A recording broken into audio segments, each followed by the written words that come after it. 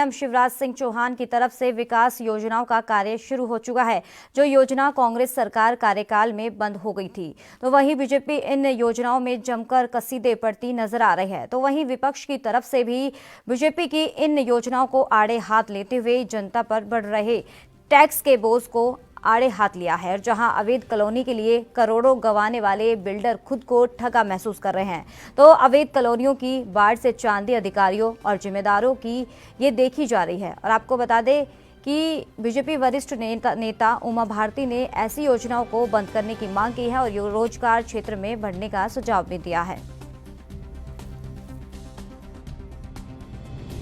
लोगों के खराब हो रहे हैं, इसलिए बीपीएल लोगों को 1 रुपया किलो चावल देने की जगह पर शराबबंदी ज़्यादा जरूरी है, गरीब वर्गों के लिए भी, क्योंकि उनके बाल बच्चे परेशान होते हैं, उनका भविष्य प्रभावित होता है शराब के कारण, असमय मर जाते हैं, विधवा स्त्रियां बेचारी काम करने को निकल नहीं पाती हैं, कितनी परेशानी हो, बच्चे अनाथ हो जाते हैं, संकट का सामना करते हैं।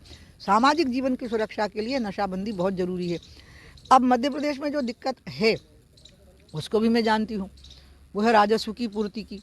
तो राजस्व की पूर्ति के रास्ते निकाल करके और फेजिंग में इसको बंद करना चाहिए। तो मैं कह रही हूँ कि तुरंत बंद करो, अभी बंद करो, 48 घंटे में करो, ऐसा थोड़ा ना मैं कह रही हूँ।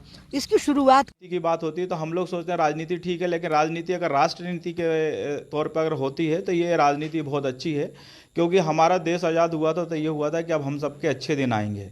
तो हर नागरिक का जैसे जिस तरह से टैक्स पे करता है, जो गरीब हो अमीर हो, एक कोलगेट भी खरीदता है या कुछ भी 2 रुपये का बिस्कुट भी लेता है तो टैक्स पे करता है। तो हमारा भी फर्ज बनता है कि जब हम ये बात करते हैं कि हम समाज के लिए आए हैं, हमें आप वोट दो, हम जीतेंगे तो हम आपकी सेवा करेंगे, तो सेवा जब भी कर पाएंगे जब उनके हर समस्याओं का जानकारी हमें हो और समाधान कैसे कर सकें, उसका निराकरण कैसे कर सकें। इस तरह से हम लोग बैठक करके हम लोग अधिकारी वर्ग से हम लोग चर्चा करते हैं, उसका निराकरण करने का हम लोग जल्द से जल्द उपाय कर रहे हैं और इसके लिए लगातार हम लोग ज्ञापन हर क्षेत्र में देते जा रहे हैं। मध्य प्रदेश की शिवराज सिंह चौहान जी की सरकार गांव, गरीब, किसान और आम आदमी की चिंता कर रही है। मध्य प्रदेश में जिस दिन कांग्रेस की सरकार बनी थी, जितनी आम लोगों के भले की योजना थी, गरीबों के भले की योजना थी, किसानों के भले की योजना थी, सब पैसे के रोने के नाम पर बंद कर दी थी।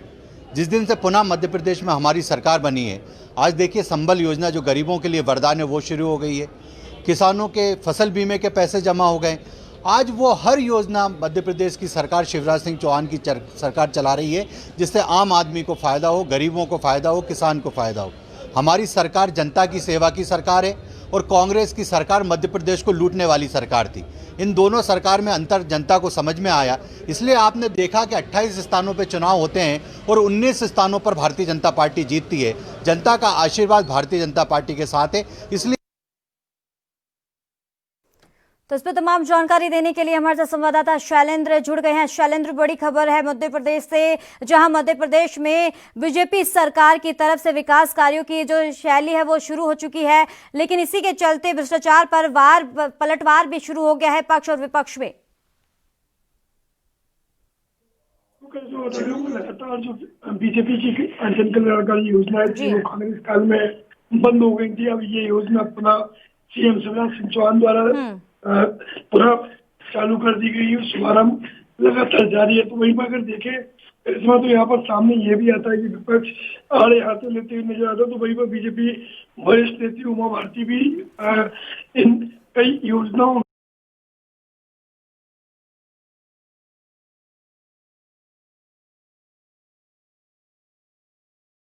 पुनः चालू कर दी गई है, शुभारंभ लगातार जारी है। तो वहीं पर अगर देखें इसमें तो यहाँ पर सामने ये भी आता है कि विपक्ष आड़े हाथों लेते हुए नजर आता है। तो वहीं पर बीजेपी वरिष्ठ नेत्री उमा भारती भी इन कई योजनाओं में राज्य का लाभ हो और जिस तरह मध्य प्रदेश में 2.5 लाख करोड़ का कर्ज है उसको भी मुक्त करवाने की बात हो, तो इन योजनाओं में कहीं ना कहीं विचार विमर्श में कई योजनाओं में लगे हुए हैं, क्योंकि जमीनी स्तर पर इन योजनाओं को फलीता लगाने के लिए जो जिम्मेदार लोग थे उन पर कार्रवाई के लिए सीएम शिवराज सिंह चौहान लगातार यहाँ पर सख्त रवैया अपनाते नजर आ रहे हैं और उन योजनाओं का पालन जमीनी स्तर पर हो ऐसी कोशिश की जा रही है। चाहे वह अवैध कॉलोनी की बात हो या फिर संबल योजना की बात हो या फिर बेटी बचाओ अभियान, लाडली लक्ष्मी योजना और जिस तरह से राष्ट्रीय बालिका दिवस के उपलक्ष्य में 5 योजना शुभारंभ हो, तमाम योजनाओं पर देखने में यही आता है। सीएम शिवराज सिंह चौहान यहाँ पर योजनाओं का शुभारंभ करते नजर आते हैं और ये योजना इतनी जन कल्याणकारी होती है, लेकिन बावजूद के इन योजनाओं को जिम्मेदार जो लोग हैं बड़े ही उनको पूर्व में ही उनके लिए देखने में ये आता है कि वो पलीता लगा देते हैं और जी डीएम हेल्पलाइन में आने वाली शिकायतों पर कहीं ना कहीं कार्रवाई नहीं होती। तो इसमें साफ है योजना अच्छी है, लेकिन जिम्मेदार लोग इसको जन जागरूकता के तहत ग्रामीण स्तर पर पहुंचाते हैं तो निश्चित ही लाभ होगा। जी, तो शैलेंद्र, जिस तरीके से बताया जा रहा है जहां वार पलटवार तो जारी है पक्ष और विपक्ष में, लेकिन इसी के चलते जहां बीजेपी पर एक वार पलटवार किया है, विपक्ष ने कहा है कि ये जो जनता है, आम जनता है, वो खुद को ठगा महसूस कर रही है जिस तरीके से इनकी सरकार है। निश्चित ही इसमें साफ है कि जनता के लिए ये इन योजनाओं का लाभ नहीं होता है और जो ये योजना का क्रियान्वयन करते हैं जमीनी स्तर पर उनको इनका लाभ बखूबी होता है। भ्रष्टाचार की कई कार्रवाई यूडब्ल्यू द्वारा भी की जाती है। इसी वजह से इन योजनाओं को जो पलीता लगाने वाले जो लोग हैं, विपक्ष भी इस पर भरपूर काम कर रहे हो। बीजेपी के तमाम मोर्चा भी उन लोगों तक इन योजनाओं का लाभ हो ये कोशिश की जा रही है। तो साफ है कि योजनाओं में जो यहाँ पर काम करने वाले लोग हैं वो करोड़ों अरबों का टैक्स देते हैं, लेकिन बाद में उनके पास मरणासन स्थिति हो जाती है। वही दूसरे जो लोग इन योजनाओं का लाभ लेने के लिए चाहे अवैध कॉलोनी के तहत बाढ़ लाई हो तो उसके ऊपर बड़ा मुद्दा उठाते हैं। यहाँ नजर आता है। साफ है कि योजना अच्छी होती है, लेकिन उनका लाभ चूंकि ग्रामीणों को नहीं मिल पाता है, उसकी चलते काफी सरकार। चलिए, बहुत बहुत शुक्रिया शैलेंद्र तमाम जानकारी देने के लिए। तो इसी के चलते रुक करते हैं अगली खबर का। क्रय केंद्रों पर धान डंप पड़ा है और मिलर्स की मनमानी लगातार चल रही है